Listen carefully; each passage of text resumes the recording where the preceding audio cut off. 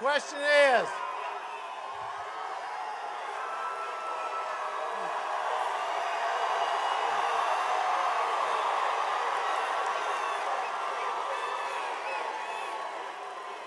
thank you. So the question is, what am I doing here?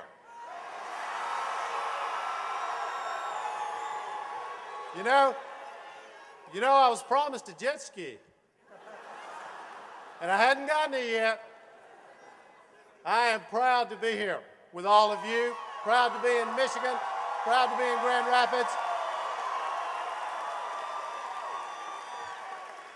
During the course of this presidential campaign, I've gotten to know the candidates and the top candidates very, very well.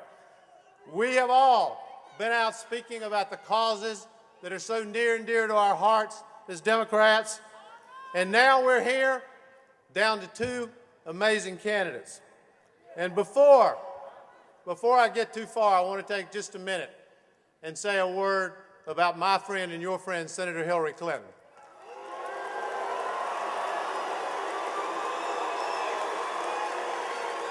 In the past few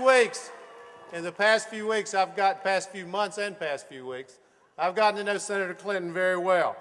We've talked, we've met in North Carolina, we've talked about the things that she cares about that every single one of you care about the men and women in this country who don't have health care, about the children who don't have health care, about the men and women in America who just want to have a decent job and go to work. We've talked about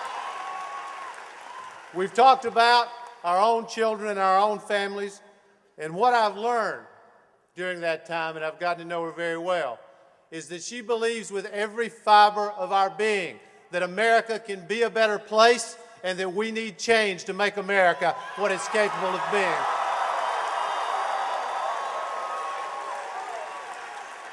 And I want to tell you, and I know this is hard to understand sometimes, but it is very, very hard to get up every day and do what she's done. It is hard to go out there and fight and speak up when the odds turn against you. And what she has shown is strength and character. And what drives her is something that every single one of us can and should appreciate. She cares deeply about the working people in this country. She cares about the families who are losing everything because somebody got sick. She cares about our men and women who are putting their lives on the line in Iraq and Afghanistan. This tenacity has shown her strength and her determination. She is a woman who, in my judgment, is made of steel. And she's a leader in this country not because of her husband, but because of what she has done, because of speaking out, because of standing up. And when this nomination battle is over, and it will be over soon, brothers and sisters,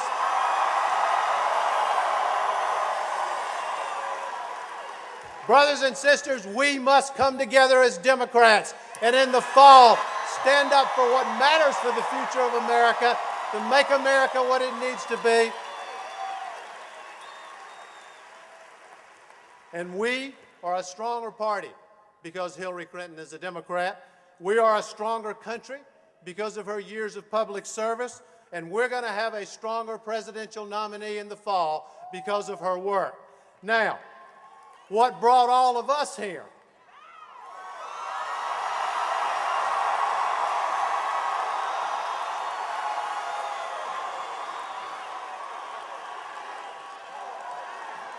Is the profound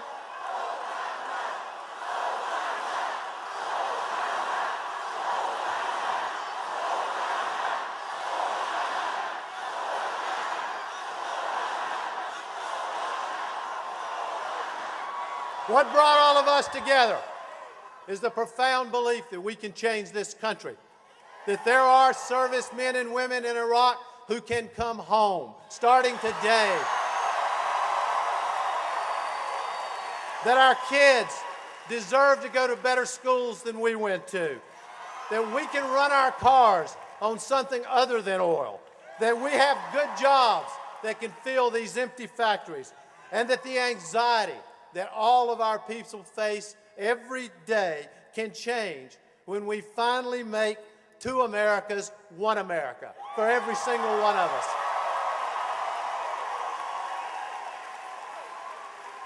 This is why you're here. You're here because of the hope that you carry in your heart to make this country better. And we have so much work to do in America because all across America there are walls. There are walls dividing the way things are and the one America that all of us want to see.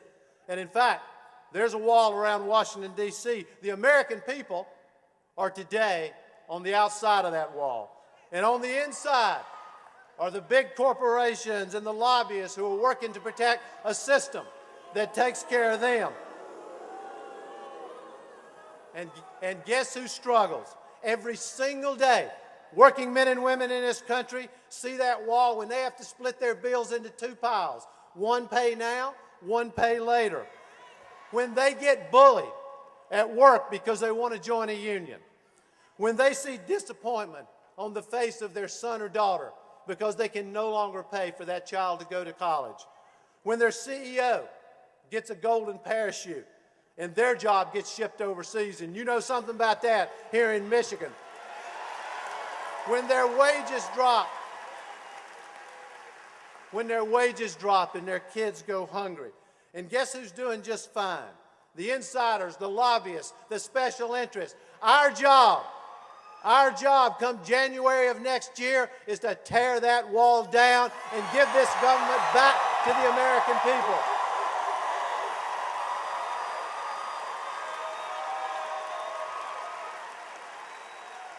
There is another wall that divides us.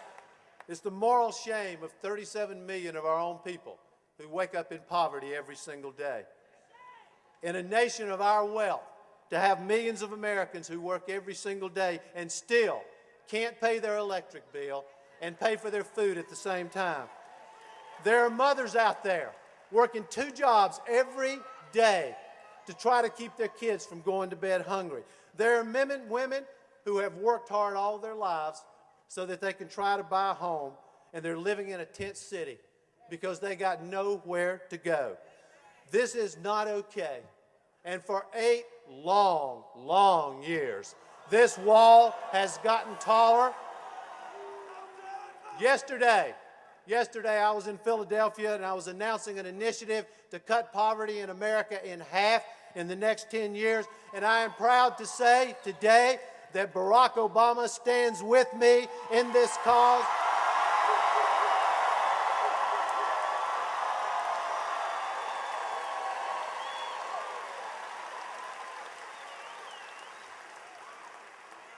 We also have a wall that divides our two public school systems in America. It is not okay that a child born into a wealthy family gets the best education in the world and a child born in a small town or the inner city barely gets by. Their education is our education. We're going to fix that system for them and make these schools work for everybody. How about health care, right? The big drug companies, insurance companies, HMOs, the politicians who take their money, they're getting their way, and they love that wall, just the way it is today. Well, it's going to be gone as soon as we create real and meaningful universal health care for every man, woman, and child in America.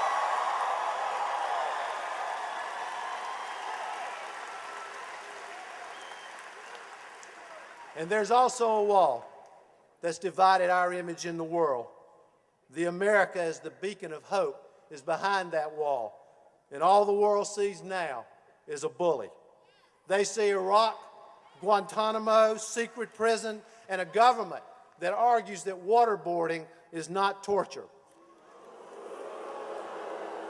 This is not okay. That wall has to come down for the sake of our ideals and our security. We can change this. We can change it. Yes, we can. If we stand together, we can change it.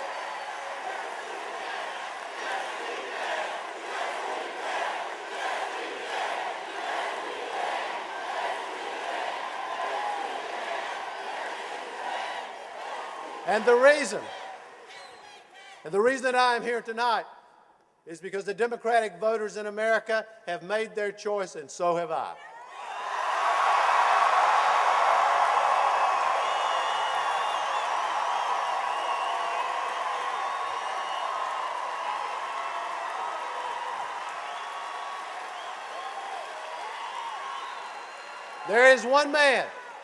There is one man who knows and understands that this is a time for bold leadership. There is one man that knows how to create the change, the lasting change that you have to build from the ground up. There is one man who knows in his heart that it is time to create one America, not two, and that man is Barack Obama.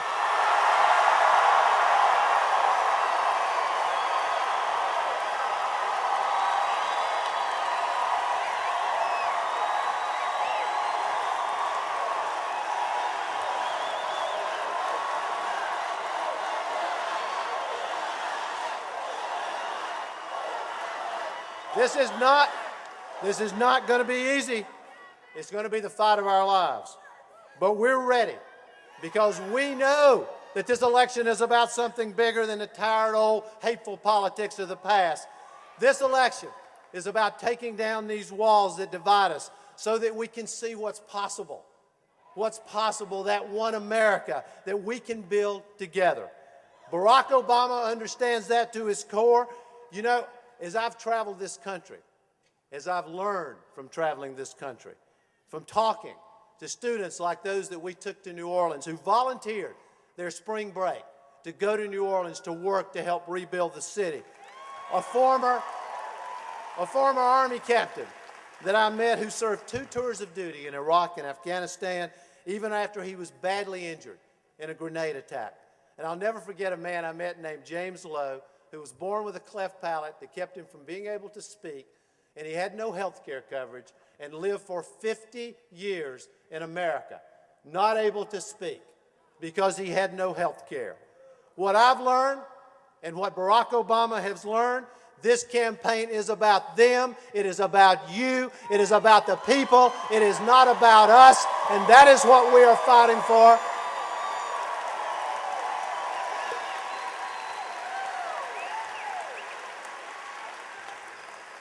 And it's about the one America we're going to build for them. One America where Main Street is strong. One America where struggling towns come back to life because we finally transformed our economy by ending our dependence on oil. One America.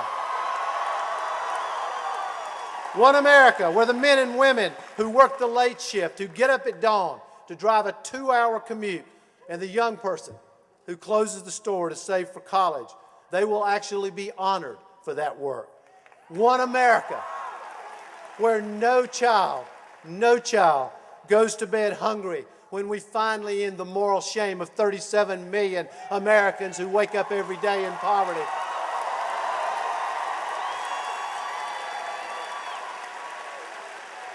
One America where we finally start tackling the real health care crisis in America. One America with one public school system where a boy in the city and a girl in the suburbs will wake up every day with an equal chance to a quality education. One America. One America that rebuilds our moral authority in the world, not just with our strength, but with our soul.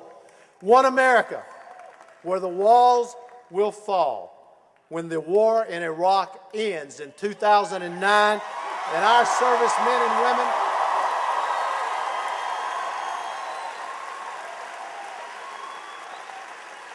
servicemen and women will come home to the hero's welcome that they deserve. And we will take care of our veterans. We're going to get this part of the war right. We will never again stand by while men and women who have worn the uniform of the United States of America stand in line and have to wait for health care. We will never stand by. We will never stand by while 150,000 men and women who wore our uniform, veterans, go to sleep every night on grates and under bridges. Not in our America, not in our America, and not in our America when Barack Obama is President of the United States of America.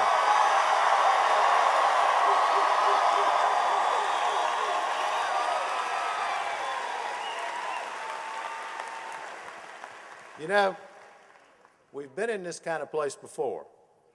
In times of war, Great Depression, deep divisions that tore at the soul of this nation, we came together and we went to work to make sure that we passed on a stronger and better country to our children. We will meet this challenge again. This is who we are. This is our moment.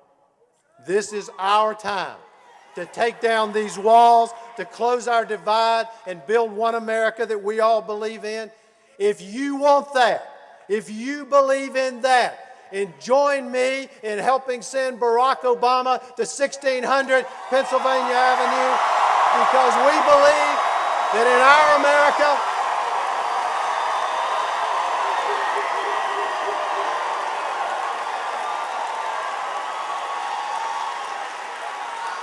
because what all of us believe is in this America that we love so much, no matter who you are, no matter who your family is, and no matter what the color of your skin. None of those things will control your destiny, and that one America that I've talked about is not only possible, but it will be achieved under President Barack Obama starting in January of 2009. Thank you. God bless you. I'm honored to be here with you. Thank you all. Great speech. Thank you, man. That was wonderful. Great speech. Very good. John Edwards.